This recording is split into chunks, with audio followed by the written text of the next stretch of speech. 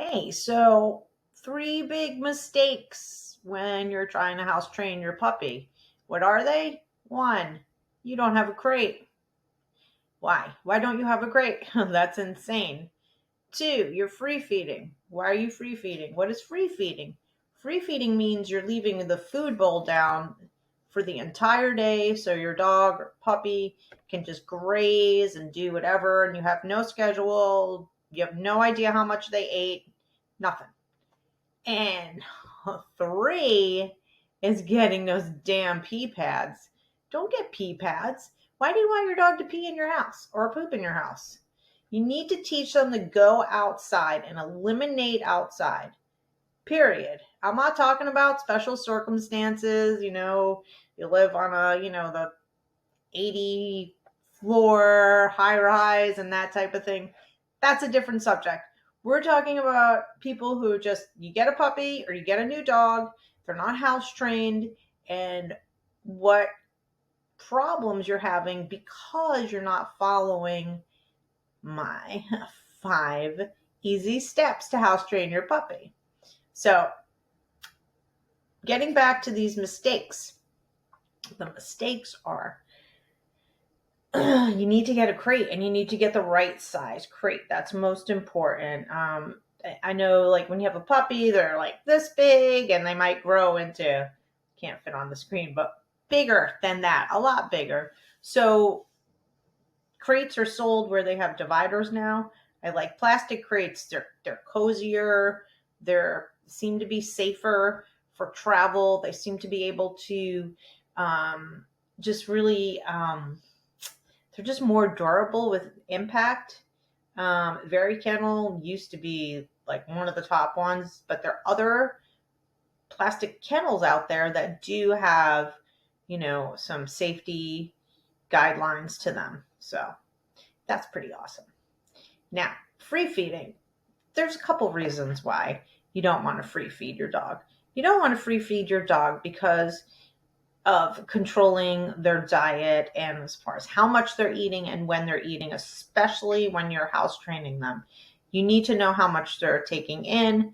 You need to have them on a schedule in the beginning so that you're both successful at house training. So the other reason why I don't like free feeding is, let's just say something goes wrong and your dog is sick and they have to go in for emergency surgery, or they've had an upset stomach, you don't know what's going on. Your vet's going to ask you questions about their diet, about how much they've had to eat that day, and what they ate that day. And you are not going to be able to answer them other than the diet is whatever brand of food that you just pour into the bowl. Okay. The other thing is, especially with puppies, they're just going to keep eating, and they're going to be shitting a lot if you just let them eat as much as they want. I use the guideline on the back of the food bag to just give me a little bit of an idea of how much I should be feeding my dog.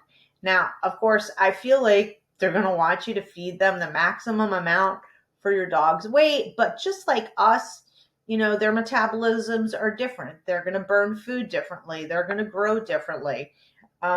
So use it as a guideline. If it says, let's see, feed your puppy 3 cups of food 3 times a day. Let's just say, no, we're going to cut that back a little bit. Let's see how your puppy's doing. Of course, talk to your vet about the amounts of food. But bottom line is, you don't want to overfeed because you don't want to deal with more house training accidents. And you also don't want to deal with, house training accidents. And the pee pads, come on, no pee pads. When you put pee pads down, what does your puppy do? They shred them. You leave them down, you leave them in some X pen, which is just a pen with no top on it. And you come back home and your puppy's, shit and peed everywhere, but maybe more than likely not on the pee pads because they don't know what they're there for. And they've shredded them. So stop making these mistakes and get a hold of me. Hey, all right, so check it out. So we know what not to do, right? We're like, I've got to get a crate. I cannot use pee pads and no free feeding. So what do you do? Like, how do you make this thing happen where your puppy and you are successful? And you want to minimize as many, if not all, accidents in the house. So how are you going to do that? Well, the first thing you're going to need is a crate, okay? We've got to just get a place where it's a safe haven for them, like a den. They like dens, and they're den animals. If you think about it, they have that kind of security in those enclosed spaces, under a table, even under a desk. A lot of your dogs like to go under things. So crate can kind of mimic that. It's their own little safe den. All of my dogs have always been crate trained, either as a puppy, if I got them as a puppy, or as an adult dog. Like, you didn't have a choice, especially if I just adopted you.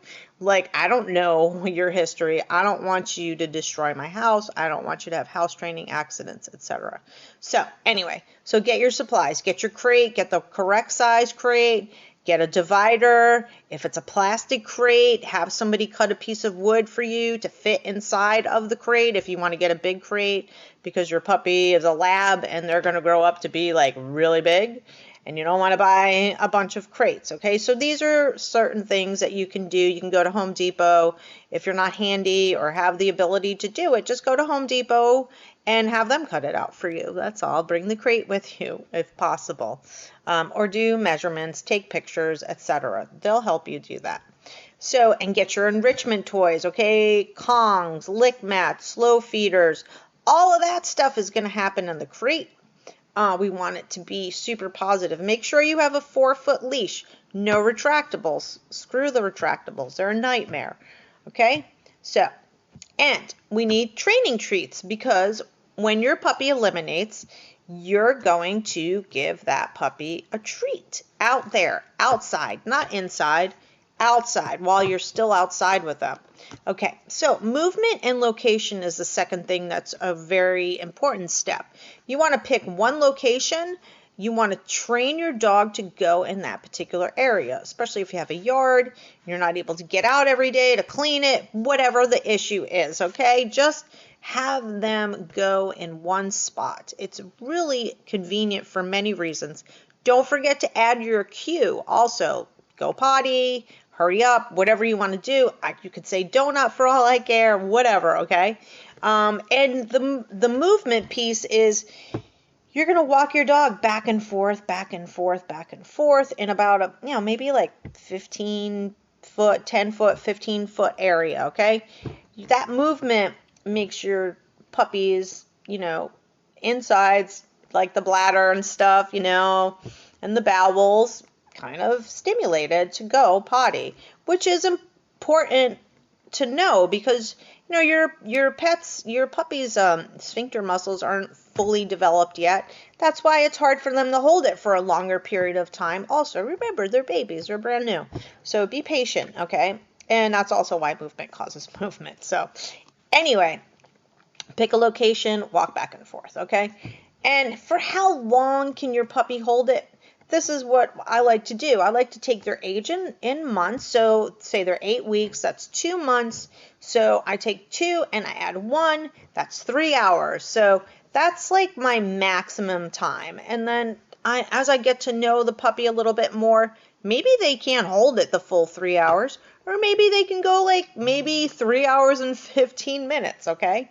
So you've got to be aware of their age and how long you expect them to hold it. Don't expect them to hold it through the night even, especially if they're little. They may, but most likely they're not going to. They're going to have to go eliminate outside, okay, in the middle of the night. And so getting back to your crate training, you want to make that a positive place, so all the meals, all the treats, everything good happens in there. You feed your puppy the meals in the crate, okay? And then again, we've got movement and playtime. When you're playing with your puppy, guess what? You better go outside and take a break, because they're going to pee or poop. Don't forget these 5 easy steps. So you're ready to crate train your puppy. You don't know exactly what to do because you got this crate and you got all your enrichment toys. You've got everything you need, but you don't know what to do. So set up your crate. And this is what I like to do with my crates with puppies. I like to have the crate wherever I'm going to be. So at nighttime, especially because, we need to get some sleep. I like to have the crate in my bedroom at nighttime. And then if you can't get another crate, move that crate into your living room. Like if you guys are hanging out in the living room, or if you work from home, like this is kind of my home office, so out in the kitchen basically. So I would have the crate out here with me. Some of the plastic crates, probably some of the metal ones too, come with wheels, so you do have that option, so it's easier to move the crate around. And you want to do that because I feel like they're such social animals, right? Dogs are super social.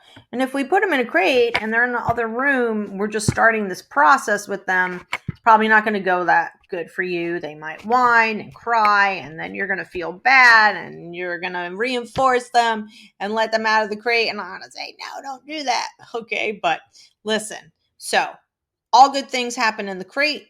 We're going to make it positive. Never, ever, ever, ever use the crate for punishment, ever. You want it to be a safe place, okay? Just like we like certain areas to be safe and secure, like when we come home or when you go to bed or whatever. Make that a safe area for your puppy, okay? And how long, it depends again on the age of your puppy. When we're talking about house training in correlation to crate training, you want to take their age in months and add 1 to it, and that's your time. So 8 weeks is 2 months, and you add 1, that's 3 hours. Sometimes at night, this like magic happens, and your puppy sleeps almost through the night or all the way through the night. And you're like, oh my God, they're so young. But that does happen. So when that happens, celebrate. Okay. And then let's talk about the reality of crate training and what people are so afraid of. The whining, the barking, the pawing. They don't want to be mean to the puppy, et cetera, et cetera. You're not being mean to your puppy. You are teaching them that this is their little house, this is their safe place, this is where all good things happen, period. It's just a good, safe place. Now, let me tell you what not to do. Don't trick your dog. So, a lot of people like, oh, throw a treat in, and the puppy goes in, or even the adult dog goes in, gets a treat. And while they're going in, you're like, boom, and slam the crate door. That's not nice to do. Dogs don't need another reason not to trust us. Puppies don't need another reason not to trust us. Some animals are really suspicious. So let's keep it positive and let's keep it, without trickery. We don't need to trick our puppies. Hopefully, if you are getting a puppy or a new dog, you've carved out some time in your schedule to deal with these things and expect sleep loss, because that's going to happen. Your puppy's going to cry and you're going to have to deal with that and you're going to lose sleep. It's just the facts. So I want you to avoid the whining, the barking, the pawing. Get your puppy tired, exercise your puppy, and train your puppy so their brain is tired. Those are ways to get your puppy tired. Exercise and brain games. And what I mean by that is your enrichment toys, or get a puzzle, whatever. Teach them to deal with the puzzles and finding things and all that kind of stuff. You want to do this for the future of your puppy.